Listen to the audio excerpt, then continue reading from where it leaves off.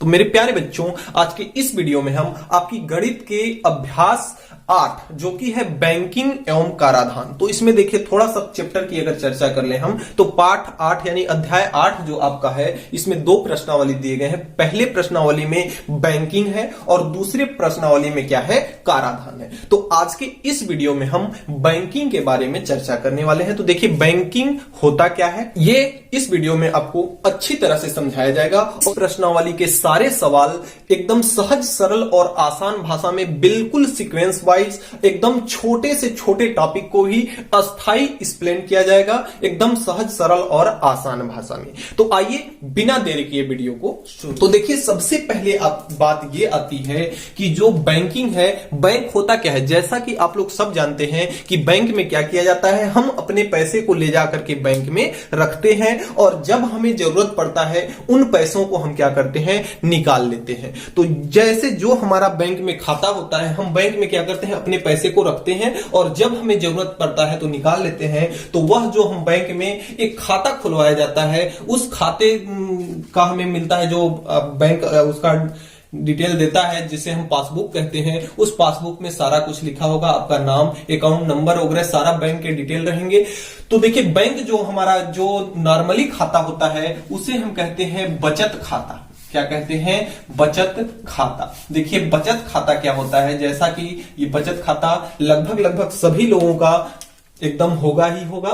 तो बचत खाता वह खाता होता है जिसमें हम क्या करते हैं, अपने पैसे को उस बैंक में ले जाकर के रखते हैं। किसके अंतर्गत, बचत खाते के अंतर्गत। और हमें जब जरूरत पड़ता है तब हम इस पैसे को क्या करते हैं, निकाल लेते हैं। अब देखिए दूसरा खाता जो होता है वह होता है आवर्ती खाता।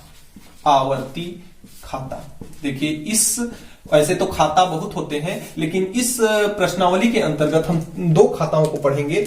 तो एक हमारा क्या होता है, आवर्ती खाता। बचत खाता तो सब जानते हैं। बचत खाता में देखिए विशेष बात क्या होती है कि जो हम बैंक में पैसा रखते हैं उस पैसे को बैंक खर्चा नहीं करता, क्योंकि बैंक जानता है कि आपको कब जरूरत पड़ेगी और आप क्या करोगे, निकाल लोगे। तो इसलिए बचत खाते में जो व्यक्ति पैसा रखता है उस पैसे को बैंक किसी भी अपने कार्य में खर्चा नहीं करता। तो इसलिए इस खाते पर जो इंटरेस्ट यानी ब्याज होता है, ब्याज क्या होता है, कम होता है। इस पैसे पर ब्याज क्या मिलता है, कम मिलता है। और आवर्ती जमा खाता क्या होता है कि जैसे आप जानते होंगे कि बैंक में एक जब आवर्ती खाता खुलवा लिया जाता है तो आवर्ती खाता क्या होता है, आवर्ती खाते में एक निश्चित राशि एक निश्चित समय पर, जैसे आप लोग किस्त जानते होंगे कि बैंक में कोई एक खाता ऐसा होता है।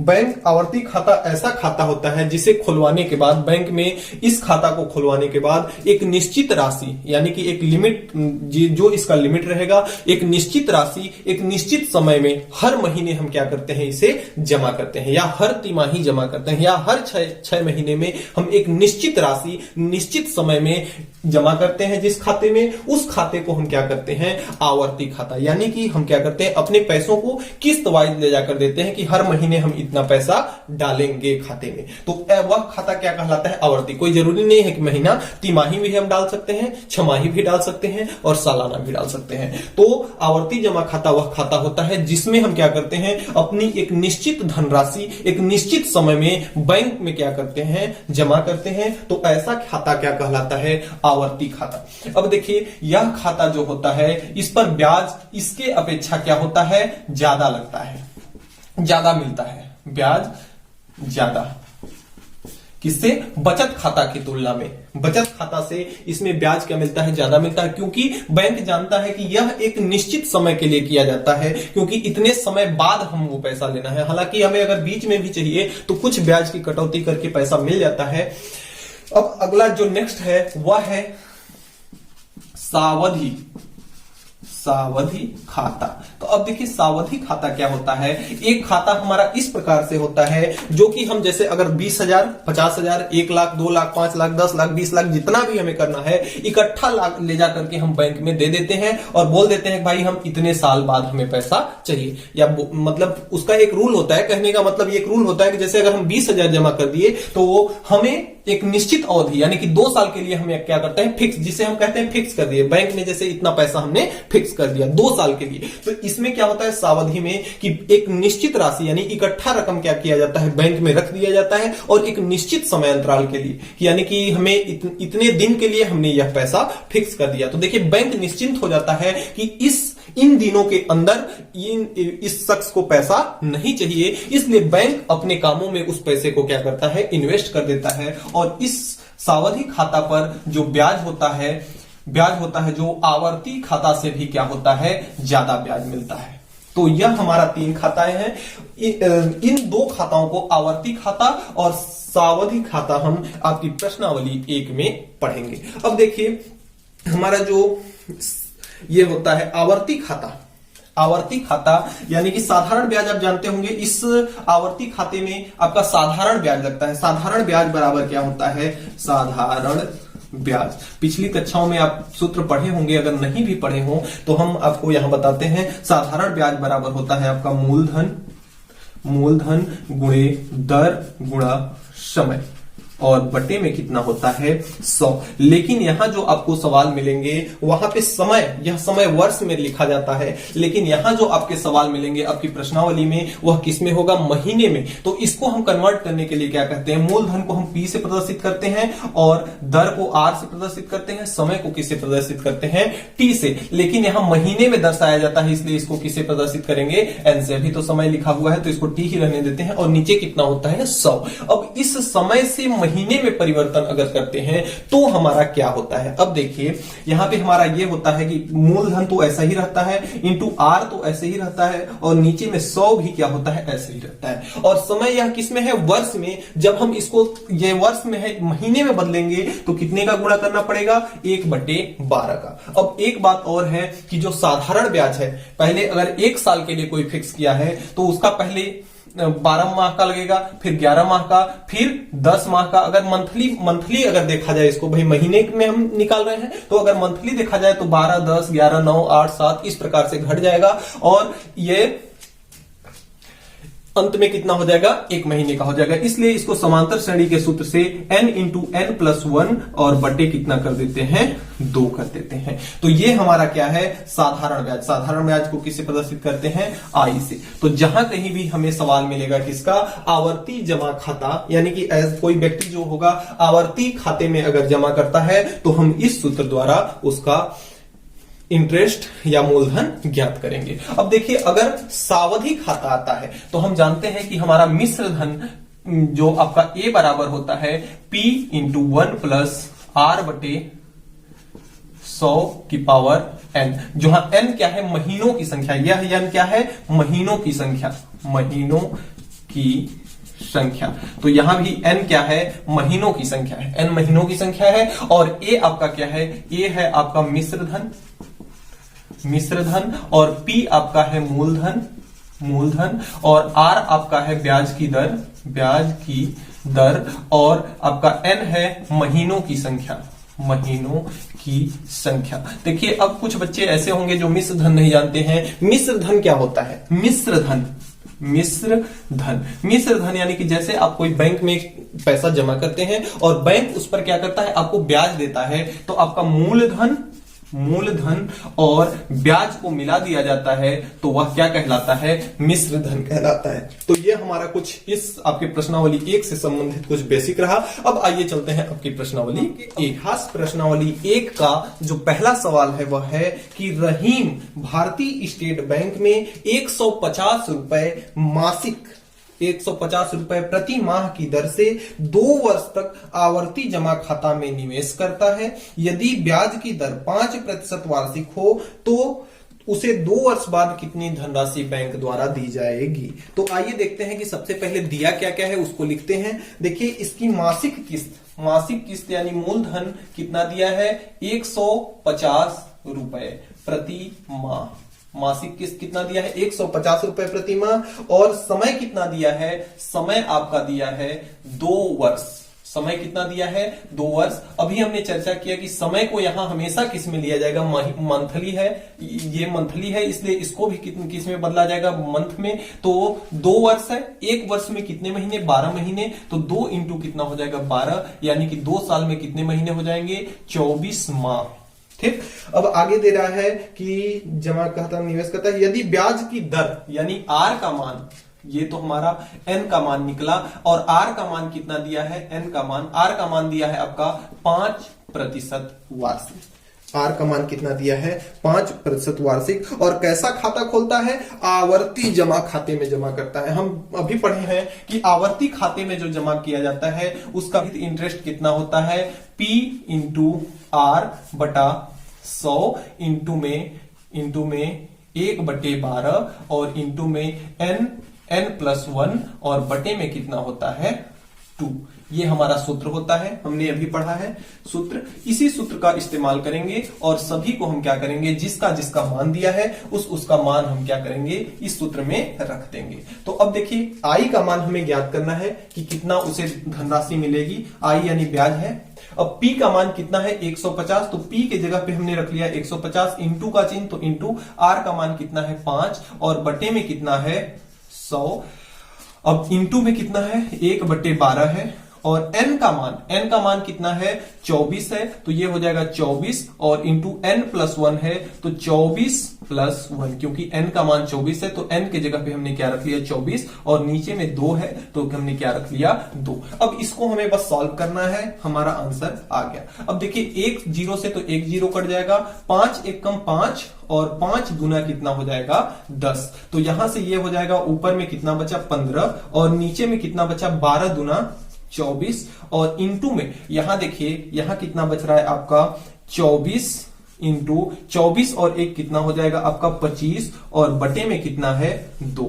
अब देखिए 24 से तो 24 आपका कैंसिल हो जाएगा, तो आई बराबर यहां से कितना निकलेगा 15 और 25, 15 में 25 का गुणा कराएंगे तो 15 पचे 75 की 5 हासिल 7, 15 दूना 30 और 7 कितना हो जाएगा 37 और बटे में कितना हो जाएगा 2। अब इसका जब भाग किया जाएगा तो आई बराबर हमारा कितना निकलेगा, इसका जब भाग किया जाएगा तो आई बराबर कितना निकलेगा, देखिए आप 2 1 कम 2 और यहां 17 हो गया, तो 2 8 16 और यहां कितना हो गया 15, तो 2 7 14, एक बचा यहां 0 आया दशमलव बढ़ाने पे तो 10 हो गया, 2 पंचे 10, 187 रुपए। यह क्या है ब्याज, इतना ब्याज उसको सरकार बैंक द्वारा दिया जाएगा।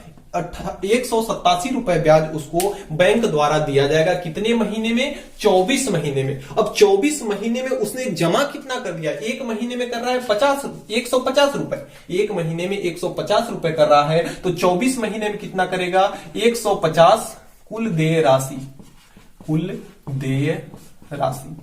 बैंक द्वारा ना, बैंक द्वारा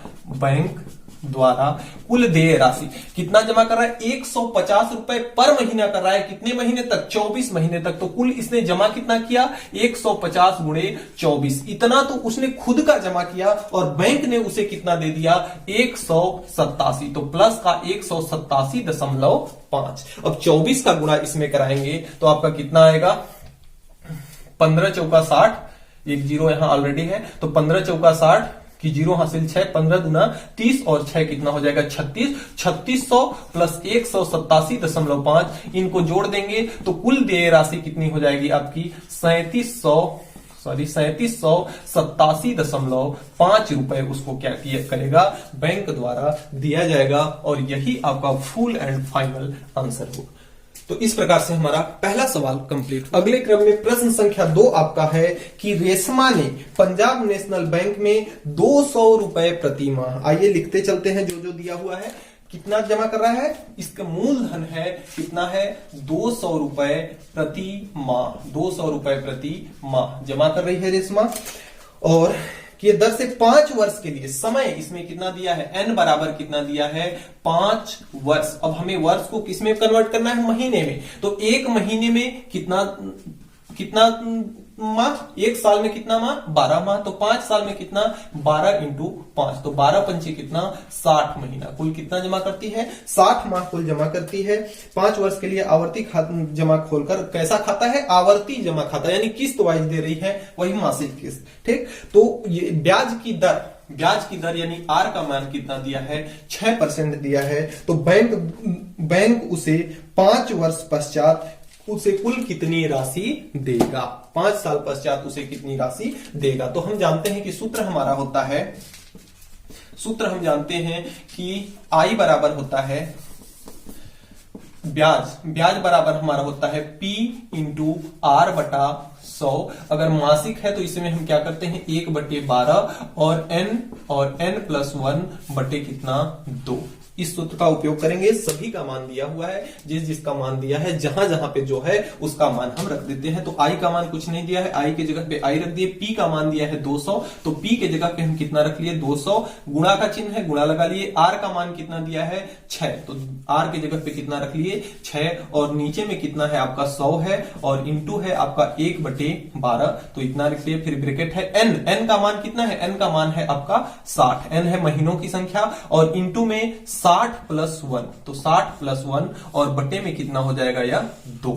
ठीक, अब इसी को हमें सॉल्व करना है। आई बराबर, देखिए 2 शून्य से तो 2 शून्य बर्बाद हो जाएगा आपका, 6 दुना कितना हो जाएगा, 12, तो 12/1 इंटू 1 बटे कितना हो जाएगा, 12, और इसका गुणा होगा तो 60, और इंटू में 60 और 1 61 हो जाएगा, और बटे में कितना हो जाएगा, 2। अब देखिए 12 से तो आपका 12 बर्बाद हो जाएगा, बचेगा क्या, आई बराबर आपका बचेगा 60, 2 1 कम 2, और 20 तिहाई कितना होता है, 60, तो 30 दूना कितना होगा, 60, तो 30 इंटू कितना हो जाएगा आपका 61, 30 इंटू कितना हो जाएगा 61। अब 30 में 61 का हम क्या करेंगे, गुणा करा देंगे।